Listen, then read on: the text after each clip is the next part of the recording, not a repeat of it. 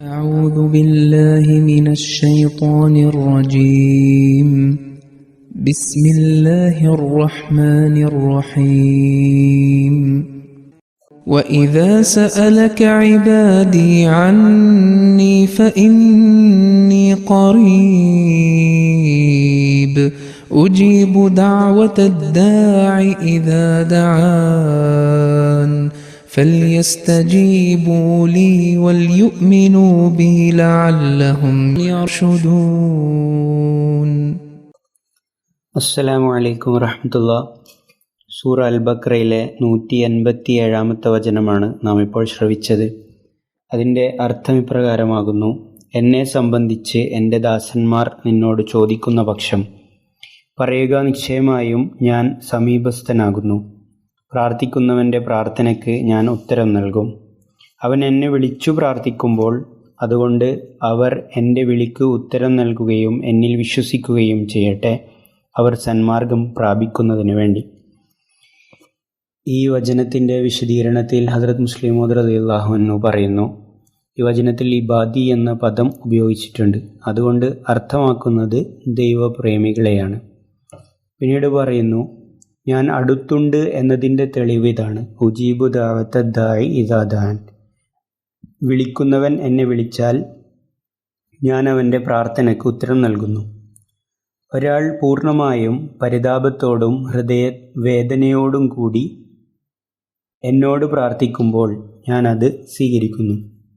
വിശുദ്ധ ഖുർആനിൽ മറ്റൊരിടത്ത് അള്ളാഹു ഈ യാഥാർത്ഥ്യത്തിലേക്ക് വിരൽ ചൂണ്ടിക്കൊണ്ട് ഇപ്രകാരം പറയുന്നു: നഹ്നു അഖ്റബു ഇലൈഹി മിൻ ഹബ്ലിൽ വരീദ്.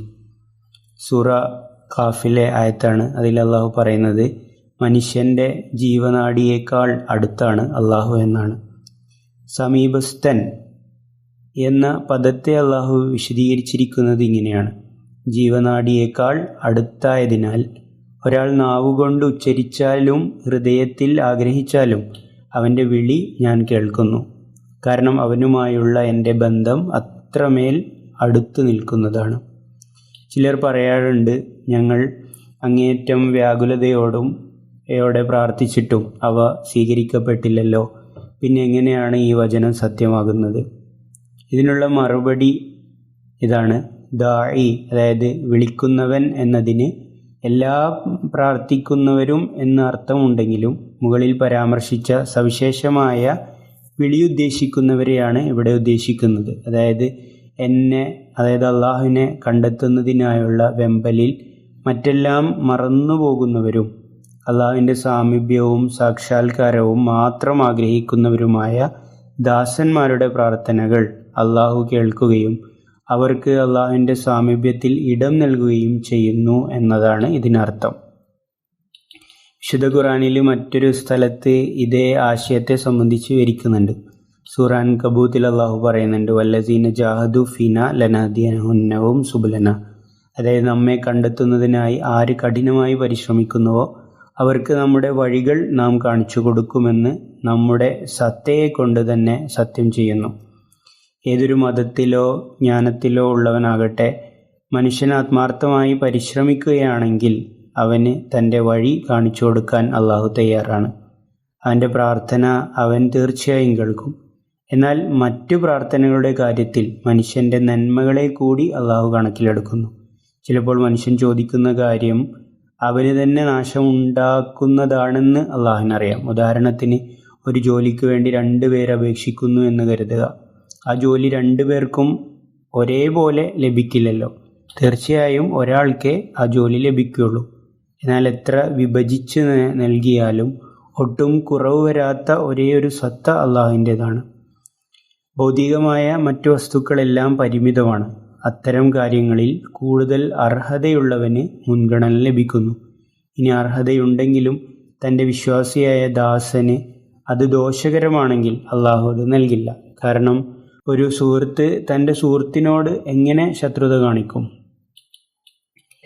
പിന്നീട് ഈ വചനത്തിൽ മനുഷ്യരാശിയുടെ ആത്മീയ പുരോഗതിക്കും ദൈവവുമായുള്ള ബന്ധത്തിനും ഏറ്റവും അനിവാര്യമായ 3 മാറ്റങ്ങളെക്കുറിച്ച് അള്ളാഹു പരാമർശിക്കുന്നുണ്ട്. ഒന്നാമതായിട്ടുള്ള മാറ്റം, ഒരു മനുഷ്യൻ്റെ ഹൃദയത്തിൽ അള്ളാഹുവിനെ കാണണമെന്നും അവൻ്റെ സാമീപ്യം വേണമെന്നുമുള്ള അതിയായ ആഗ്രഹം ജനിക്കുക എന്നതാണ്. എന്നാൽ കേവലമായ ആഗ്രഹം കൊണ്ട് മാത്രം ഒരാൾക്ക് അള്ളാഹുവിങ്കിൽ എത്താൻ കഴിയില്ല. അതിനായി ശരിയായ വഴി കാണിച്ചു തരുന്ന ഒരു വഴികാട്ടി ആവശ്യമാണ്. ഇസ്ലാം ഈ പ്രകൃതിപരമായ ആവശ്യത്തെ അംഗീകരിക്കുന്നു. രണ്ടാമത്തെ മാറ്റം, അവർ അങ്ങയോട് ചോദിക്കണം. അതായത് സന്മാർഗത്തിനും ദൈവത്തെ തിരയുന്നതിനുമായി അവർ മുഹമ്മദ് നബി സല്ലല്ലാഹു അലൈഹി വസല്ലമയെ സമീപിക്കണം. ഒരു രോഗിക്ക് സുഖപ്പെടാൻ താൻ രോഗിയാണെന്ന തിരിച്ചറിവ് മാത്രം പോരാ, മറിച്ച് ഒരു വിദഗ്ധനായ ഡോക്ടറെ സമീപിക്കുകയും വേണം. അതുപോലെ അള്ളാഹുവിനെ പ്രാപിക്കാൻ അവനോടുള്ള സ്നേഹം മാത്രം പോരാ, അവനിലേക്ക് എത്തിക്കുന്ന നബി സല്ലല്ലാഹു അലൈഹി വസല്ലമയെ പിന്തുടരുകയും വേണം. മൂന്നാമത്തെ കാര്യം, അവരുടെ ചോദ്യം അറിവ് തേടിയുള്ളതാകണം. അതായത് അവരുടെ ലക്ഷ്യം അള്ളാഹുവിനെ കണ്ടെത്തുക എന്നതായിരിക്കണം. പലരും പല ലക്ഷ്യങ്ങൾക്കായാണ് മതത്തിലേക്ക് വരുന്നത്. ചിലർ ഒരു കൂട്ടായ്മയുടെ ഭാഗമാകാൻ, ചിലർ നല്ല സ്വഭാവം വളർത്താൻ, ചിലർ സാമൂഹിക ജീവിതത്തിനായി. എന്നാൽ സത്യമതം സ്വീകരിക്കുന്നത് ദൈവ സാമീപ്യത്തിന് വേണ്ടിയാകണം. മറ്റ് നേട്ടങ്ങൾ അതോടൊപ്പം ഉണ്ടാകാം, പക്ഷേ യഥാർത്ഥ ലക്ഷ്യം അള്ളാഹു മാത്രമായിരിക്കണം. അടുത്തുണ്ട് എന്ന് പറയുന്നതിലൂടെ മറ്റൊരു സൂക്ഷ്മമായ കാര്യം കൂടി വ്യക്തമാക്കുന്നു. ഞാൻ നിനക്ക് ദൃശ്യനല്ലെങ്കിൽ ഞാൻ അകലെയാണെന്ന് കരുതരുത്. ഞാൻ നിനക്ക് അത്രമേൽ അടുത്തായതുകൊണ്ടാണ് നിനക്ക് എന്നെ കാണാൻ കഴിയാത്തത്. വളരെ അകലെയുള്ള വസ്തുക്കളെ കാണാൻ കഴിയില്ല എന്നതുപോലെ തന്നെ അമിതമായി അടുത്തുള്ളവയെയും കാണാൻ കഴിയില്ല. ഇവിടെ ഒരു ചോദ്യം വരാം. കാണാൻ കഴിയാത്ത ഒരാളെക്കുറിച്ച് മനുഷ്യൻ എങ്ങനെ ചോദിക്കും? ഉദാഹരണത്തിന്, രാത്രിയിൽ ആരുമില്ലാത്ത വഴിയിലൂടെ പോകുന്ന ഒരാൾ പേടി തോന്നുമ്പോൾ ആരെങ്കിലും അവിടെ ഉണ്ടോ എന്ന് വിളിച്ചു ചോദിക്കാറുണ്ട്.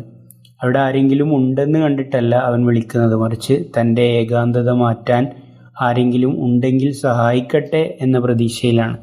അതുപോലെ ലോകത്ത് മനുഷ്യൻ താൻ ഏകനാണെന്ന് തോന്നുമ്പോൾ ദൃശ്യനല്ലാത്ത ദൈവത്തോട് ആരെങ്കിലും ഉണ്ടെങ്കിൽ എന്നെ സഹായിക്കൂ എന്ന് വിളിക്കുന്നു. അപ്പോൾ അള്ളാഹു പറയുന്നു, ഞാൻ അടുത്തുണ്ട് എന്ന് അവരോട് പറയുക. ഭൗതിക ലോകത്ത് നമ്മുടെ അരികിലുള്ളവർ പോലും ചിലപ്പോൾ നമ്മെ സഹായിക്കാൻ തയ്യാറായെന്ന് വരില്ല, അല്ലെങ്കിൽ അവർക്ക് അതിനുള്ള കഴിവുണ്ടാവില്ല. എന്നാൽ അള്ളാഹു തൻ്റെ ദാസനെ സഹായിക്കാൻ സന്നദ്ധനാണെന്ന് മാത്രമല്ല, അതിനുള്ള പൂർണ്ണമായ കഴിവും അവനുണ്ട്. ഇത് മുസ്ലിങ്ങളുടെ പ്രാർത്ഥനയുടെ കാര്യത്തിൽ മാത്രമല്ല, ഒരു ഹിന്ദുവോ ക്രിസ്ത്യാനിയോ സിഖുകാരോ ആരുമാകട്ടെ ആത്മാർത്ഥമായി അള്ളാഹുവിനോട് സഹായം തേടിയാൽ അവൻ ഉത്തരം നൽകുന്നു. പിന്നീട് അള്ളാഹു പറയുന്നു, ഫൽ യസ്തജീബൂലി വൽയൂമിനു ബി, അവർ എനിക്ക് ഉത്തരം നൽകുകയും എന്നിൽ വിശ്വസിക്കുകയും ചെയ്യട്ടെ. ഞാൻ വിളി കേൾക്കുമെന്ന് പറഞ്ഞതിനർത്ഥം എല്ലാ വിളികളും കേൾക്കുമെന്നല്ല. ഞാൻ കേൾക്കുന്ന പ്രാർത്ഥനയ്ക്ക് 2 നിബന്ധനകളുണ്ട്. അതിലൊന്നാമത്തെ പ്രാർത്ഥന അള്ളാഹു പറയുന്നത് അള്ളാഹുവിൻ്റെ കൽപ്പനകളെ മനസ്സിലാക്കണം എന്നുള്ളതാണ്. പിന്നെ രണ്ടാമത് പറയുന്നത് അള്ളാഹുവിൽ പൂർണ്ണമായിട്ടുള്ള വിശ്വാസവും വേണം. ഇത് രണ്ടും ഉണ്ടെങ്കിൽ മാത്രമേ ഉള്ളൂ അള്ളാഹു അവരുടെ വിളി കേൾക്കുകയുള്ളൂ. പിന്നീട് അള്ളാഹു പറയുന്നത് ലഅല്ലഹും യർഷുദൂൻ, അവർ നേർവഴിയിലായേക്കാം. അതായത് അവർ തീർച്ചയായും വിജയിക്കും. ഇവിടെ ലഅല്ല എന്ന വാക്കിന് സാധാരണ ഒരു പക്ഷേ എന്നാണ് അർത്ഥമെങ്കിലും അള്ളാഹുവിൻ്റെ കാര്യത്തിൽ അത് തീർച്ചയായും എന്ന അർത്ഥത്തിലാണ് വരുന്നത്. പിന്നീട് അതേപോലെ തന്നെ റമദാൻ മാസവും മർദിതൻ്റെ ശ്രദ്ധ മുഴുവൻ ദൈവത്തിലേക്ക് കേന്ദ്രീകരിക്കുന്നത് പോലെ റമദാനിൽ മുസ്ലിങ്ങളുടെ ശ്രദ്ധ മുഴുവൻ അള്ളാഹുവിലേക്കാകുന്നു. ഒരു പുഴയുടെ വീതി കുറയുമ്പോൾ ഒഴുക്കിൻ്റെ ശക്തി കൂടുന്നത് പോലെ റമദാനിൽ പ്രാർത്ഥനയുടെ ശക്തി കൂടുന്നു. ലക്ഷക്കണക്കിന് ആളുകൾ രാത്രികളിൽ എഴുന്നേറ്റ് കരഞ്ഞ് പ്രാർത്ഥിക്കുമ്പോൾ അള്ളാഹു അത് തള്ളിക്കളയില്ല. യൂനുസ് നബി അലൈഹി ഇസ്ലാമിൻ്റെ ജനത ഒന്നടങ്കം അള്ളാഹുവിന് മുന്നിൽ കീഴടങ്ങിയപ്പോൾ അവർക്ക് ശിക്ഷ ഇല്ലാതായതുപോലെ ഈ സമൂഹത്തിൻ്റെ പ്രാർത്ഥനയും റമദാനിൽ സ്വീകരിക്കപ്പെടും. ഖരീബ്, അതായത് സമീപസ്ഥൻ എന്ന വാക്ക് അള്ളാഹു പ്രയോഗിച്ച ഈ മാസത്തിൽ അവനെ കണ്ടെത്താൻ സാധിച്ചില്ലെങ്കിൽ പിന്നീട് എപ്പോഴാണ് സാധിക്കുക? തൻ്റെ കർമ്മങ്ങൾ കൊണ്ട് അള്ളാഹുവിനെ മുറുകെ പിടിക്കുന്നവന് അള്ളാഹുവിൻ്റെ അനുഗ്രഹത്തിൻ്റെ വാതിലുകൾ തുറക്കപ്പെടും. ഞാൻ നിൻ്റെ അടുത്തുണ്ട് എന്ന അള്ളാഹുവിൻ്റെ വിളി അവന് നേരിട്ട് അനുഭവപ്പെടാൻ തുടങ്ങും. ആ സാമീപ്യം അനുഭവിക്കുന്നവൻ അള്ളാഹുവിനെ കണ്ടെത്തി കഴിഞ്ഞു. അല്ലാഹുമ്മ സ്വല്ലി അലാ മുഹമ്മദിൻ വഅലൈഹി